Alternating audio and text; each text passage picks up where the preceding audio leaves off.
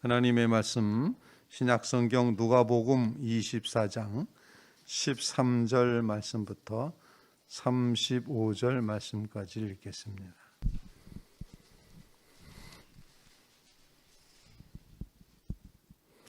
누가복음 24장 13절 말씀부터 35절 말씀까지입니다.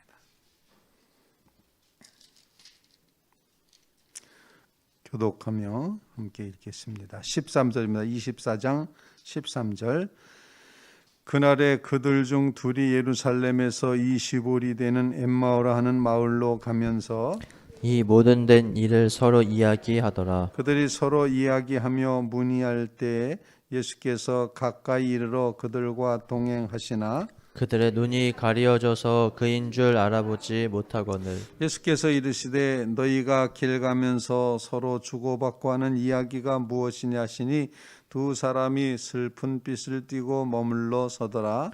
그 한 사람인 글로바라 하는 자가 대답하여 이르되 당신이 예루살렘에 체류하면서도 요즘 거기서 된 일을 혼자만 알지 못하느냐.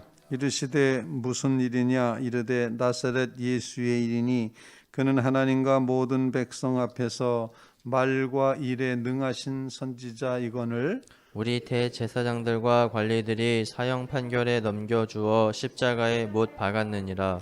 우리는 이 사람이 이스라엘을 속량할 자라고 바라노라. 이뿐 아니라 이 일이 일어난 지가 사흘째요. 우리 중에 어떤 여자들이 우리로 놀라게 하였으니 이는 그들이 새벽에 무덤에 갔다가 그의 시체는 보지 못하고 와서 그가 살아나셨다 하는 천사들의 나타남을 보았다 함이라. 또 우리와 함께한 자 중에 두어 사람이 무덤에 가 과연 여자들이 말한 바와 같음을 보았으나 예수는 보지 못하였느니라 하거늘. 이르시되 미련하고 선지자들이 말한 모든 것을 마음에 더디 믿는 자들이요 그리스도가 이런 고난을 받고 자기의 영광에 들어가야 할 것이 아니냐 하시고 이에 모세와 모든 선지자의 글로 시작하여 모든 성경에 쓴 바 자기에 관한 것을 자세히 설명하시니라. 그들이 가는 마을에 가까이 가매 예수는 더 가려하는 것 같이 하시니 그들이 강권하여 이르되 우리와 함께 유하사이다. 때가 저물어 가고 날이 이미 기울었나이다 하니 이에 그들과 함께 유하러 들어가시니라. 그들과 함께 음식 잡수실 때에 떡을 가지사 축사하시고 떼어 그들에게 주시니 그들의 눈이 밝아져 그인 줄 알아보더니 예수는 그들에게 보이지 아니하시는지라. 그들이 서로 말하되 길에서 우리에게 말씀하시고 우리에게 성경을 풀어주실 때 우리 속에서 마음이 뜨겁지 아니하더냐 하고 곧 그때로 일어나 예루살렘에 돌아가 보니 11 제자 및 그들과 함께한 자들이 모여 있어 말하기를 주께서 과연 살아나시고 시몬에게 보이셨다 다 하는지라. 같이 두 두 사람도 사람도 길에서 길에서 된 일과 예수께서 떡을 떼심으로 자기들에게 알려주신 것을 말하더라. 말하더라. 살아계신 하나님의 말씀입니다. 누가복음에 길게 기록되어 있는 엠마오 도상으로 가던 두 제자에게 예수님이 나타나셨고 그리고 예수님을 알아차리게 하신 그런 이야기가 오늘 본문에 기록이 되고 있습니다. 엠마오라고 하는 말 자체의 뜻은 온천이라는 의미를 가지고 있습니다.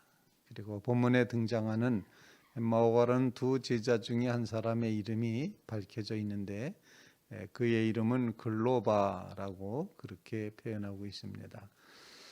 글로바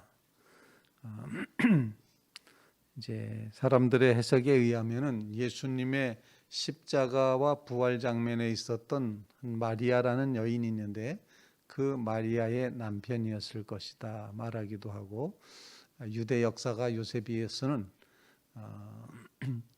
요세푸스라고 하는 유대 역사가는 그 초대의 이야기를 기록하면서 이 글로바를 가르쳐서 예수님의 아버지 요셉의 동생이었다라고도 그렇게 표현을 하고 있습니다. 가까운 사람이었음은 분명합니다. 12 제자 안에는 들어가지 않았지만 주님 곁에서 늘 주님과 함께 동행하며 따랐던 제자였다고 볼 수가 있습니다. 오늘 본문 말씀을 통해서 우리에게 주시는 기도 제목을 함께 나누며 엠마오 가는 길 이야기는 풍성한 여러 가지 이야기를 우리에게 가져다 줄 수 있습니다. 그런데 부활하신 주님이 이 두 제자를 어떻게 취급하시는가 하는 것을 우리 마음속에 기억하면서 부활의 주님께서 우리에게 다가오시기를 기대하는 마음으로 말씀이 기도가 되는 그런 시간이 되시기 바랍니다. 첫 번째로 나는 실망한 제자들, 슬픔에 빠져 있는 제자들, 절망을 향해 걸어가고 있는 제자들에게 예수님께서 가까이 다가오셨다는 것입니다. 라는 것을 첫 번째로 우리에게 가르쳐 주고 있습니다. 우리 본문 말씀 이제 15절 말씀을 우리 한번 같이 한번 읽어보겠습니다. 15절입니다. 시작. 그들이 서로 이야기하며 문의할 때 예수께서 가까이 이르러 그들과 동행하시나. 다가오시는 주님, 가까이 오시는 주님. 이 구원의 역사는 항상 건너편에서부터, 하나님 편에서부터 인간을 향하여 다가오는 것입니다.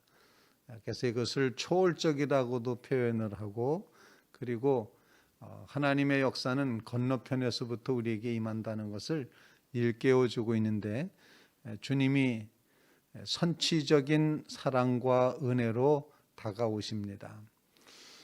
바클레이 같은 주경가는 말하기를 이 예루살렘에서부터 엠마오로 가는 길 25리 되는 길 11km 정도 되는 그 길을 가는데 예루살렘보다 더 서쪽에 있는 엠마오로 가는 이 시간이 아마 황혼이었을 것이다. 이 황혼이 저쪽 서쪽에서 해가 지는 그 빛에 의해서 아마 황혼을 향해 걷고 있었던 이 두 제자는, 글로바와 그 또 다른 제자는 예수님을 알아보기가 어려웠을 것이다. 빛에 의해서 이렇게까지 해석을 하기도 합니다.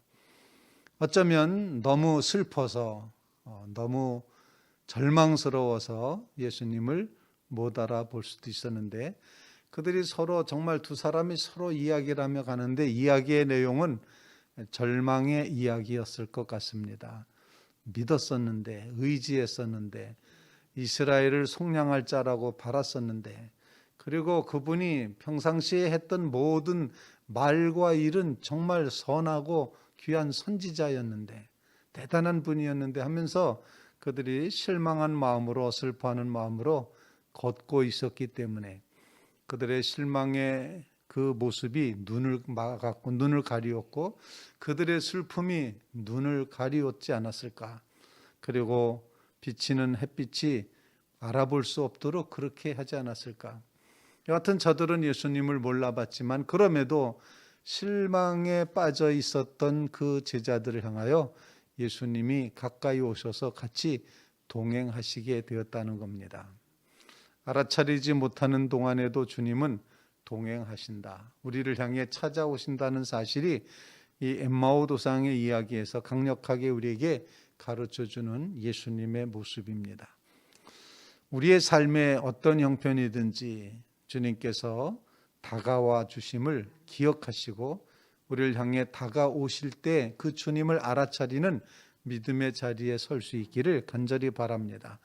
주님이 우리에게 다가오신다는 사실, 먼저 다가오시는 하나님의 은혜가 있다는 것 꼭 기억하시면서 여러분의 삶 속에 우리를 향하여 찾아오신 살아계신 주님을 이제 꼭 기억하시면서 그 주님이 우리의 삶 속에, 우리의 실망과 절망 속에, 우리의 아픔과 질병 가운데 주님이 찾아오신다.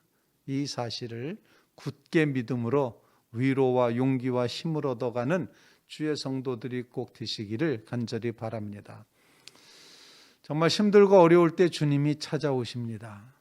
우리가 알아차리지 못할 뿐이지 주님이 찾아오신다는 사실 기억하시면서 여러분 모두 다가오시는 주님의 은혜를 기대하는 믿음의 심령들 다 되시기를 주님의 이름으로 부탁을 드립니다.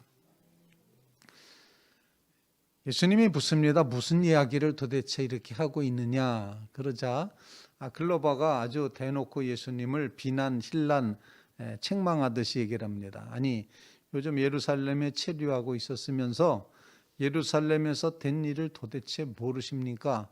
모른단 말입니까? 아마 이렇게 따지듯이 물었습니다. 그러자 주님은 사실 다 알고 계신 것 아닙니까? 본인 이야기인데 모르겠습니까? 그럼에도 불구하고 무슨 일입니까? 라고 또 그렇게 질문하죠. 그러자 제자들이 말합니다. 나사렛 예수의 일입니다. 이렇게 말하고 그분은 말과 일에 있어서는 정말 선지자와 같이 선한 선지자와 같이 훌륭했습니다. 베스트였습니다. 이렇게 고백을 하는 겁니다. 최고였습니다. 그런데 우리의 대제사장들이 그를 십자가에 못 박았습니다. 이런 사실을 이야기하죠. 그런데 더 놀라운 것은 3일쯤 지났는데 여인들이 와서 무덤에 갔더니 예수님 시신 없고 천사가 나타나서 예수님 다시 사셨다는 이야기를 듣고 와서 해서 모두가 다 지금 혼비백산한 상태. 지금 엠마오 가는 두 제자는 예수님의 부활 소식을 이미 들었던 사람들입니다. 부활하셨다, 다시 사셨다는 것을 들었던 그런 상태에 있었습니다. 그런데 그들의 마음속에는 듣긴 들었지만 또 예수님이 훌륭한 선지자인 줄도 알았지만 그리고 그분이 이스라엘을 속량할 자라는 기대도 가지고 있었지만 그럼에도 불구하고 예수님을 정말로 알아차리지 못했다는 것입니다. 그때 예수님께서 이제 이 제자들에게 하나님의 말씀을 풀어주시기 시작을 합니다. 다가오신 주님께서 말씀을 통하여 자신을 계시하기 시작을 합니다. 오경에서부터 선지자에서부터 시편의 말씀을 다 통해서 하나님께서 택하신 메시아가 고난을 받고 죽어야지 된다는 사실, 그리고 죽음 후에는 부활이 있다는 사실, 성경 말씀을 통해서 하나씩 하나씩 풀어 주었습니다. 말씀으로 계시하시는 예수님의 모습을 보여줍니다. 우리는 어느 곳에서 주님을 만날까라고 그렇게 이제 궁금해하고 질문할 때 그때 주님은 말씀 안에서 나를 만나라라고 그렇게 가르쳐 주십니다. 하나님의 말씀 안에서만 주님을 만나실 수가 있습니다. 여러분 모두 하나님의 말씀을 귀히 여기며 모세오경 선지자 또는 시편 그리고 신약 성경에 기록된 모든 말씀들 속에서 예수 그리스도를 만나시게 되기를 간절히 바랍니다. 제자들이 그 성경을 길에서 풀어주실 때 말씀을 하시고 성경을 풀어주실 때 우리 마음이 속에서 뜨겁지 않더냐라고 그렇게 고백을 합니다. 하나님의 말씀이 우리의 마음에 담길 때 뜨거움을 선사하게 됩니다. 열정을 선사하게 됩니다. 생명을 선사하게 됩니다. 죽어있는 시체는 차갑기만 하지만 살아있는 생명은 뜨겁습니다. 하나님의 말씀이 우리 속에서 뜨겁게 역사해서 이제 하나님의 말씀 속에 담겨있는 예수 그리스도를 깊이 만나는 부활의 성도들이 꼭 되시기를 주님의 이름으로 부탁을 드립니다. 말씀을 풀어주실 때 그때 우리의 심령 중심에 말씀의 뜨거움이 채워지고 말씀의 뜨거움이 우리에게 생명으로 역사하게 될 줄로 분명히 믿습니다. 이 믿음 가지시고 말씀 안에서 주님 만나기를 힘쓰는 믿음의 성도들이 다 되시기를 주님의 이름으로 부탁을 드립니다. 세 번째로 이제 저물어 가는데 예수님은 더 가시려고 하는 것 같이 그런 모습을 보여줬습니다. 그때 이 두 제자는 예수님을 강권하여 함께 유하기를 이제 요청을 합니다. 집에 들어가 함께 유하시는데 식탁을 같이 나누게 되는 거죠. 예수님은 이제 먼저 다가오셨고 말씀을 풀어주셨고 이제 세 번째로 하시는 행위는 뭐였습니까? 떼어주는 성만찬과 같은 그런 식사를 이제 베푸시고 있습니다. 저는 이 말씀을 읽으면서 예수님은 마지막으로 어떻게 자신을 드러내셨는가? 그것은 바로 자신을 떼어줌으로써 드러내셨다 생각을 합니다. 이것은 나의 몸이다. 이것은 나의 피다.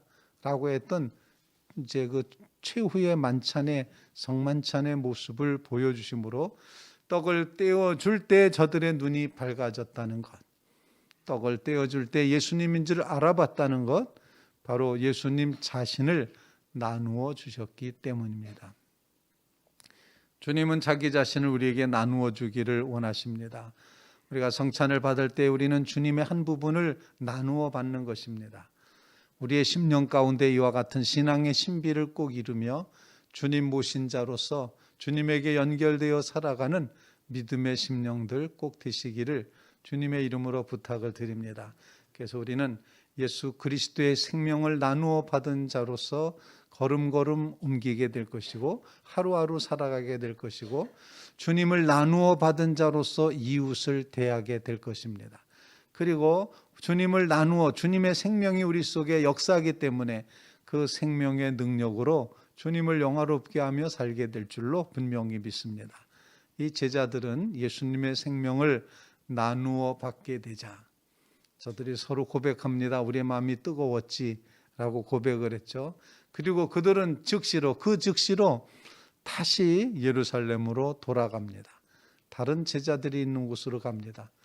아마 한밤중이 되지 않았을까 생각했는데 가봤더니 다른 제자들이 다 모여 있고 그런데 그들도 예수님 두 제자가 예수님 무덤에 갔다가 확인까지 하고 이렇게 했던 그런 상황을 보게 되면서 이 엠마오 도상의 두 제자도 자신들도 길에서 경험했던 이야기를 마음껏 이야기하면서 그들의 뜨거웠던 마음, 나누어 주신 예수님의 생명이 있었음을 간증하고 증언하고 고백했을 것입니다. 바로 이와 같은 신앙 공동체의 모습, 부활의 주님이 어떻게 나타나시는가를 우리에게 가르쳐 주셨습니다. 날마다 주님께서 여러분의 삶에 찾아와 주시기를 간절히 바랍니다. 주님의 말씀 속에서 예수님을 진정으로 만나고 마음이 뜨거워지는 역사가 이루어지시길 바랍니다. 그리고 예수님의 생명을 나누어 받은 자로서 하루하루 주님의 생명을 살아가는 믿음의 성도들 다 되시기를 주님의 이름으로 부탁을 드립니다.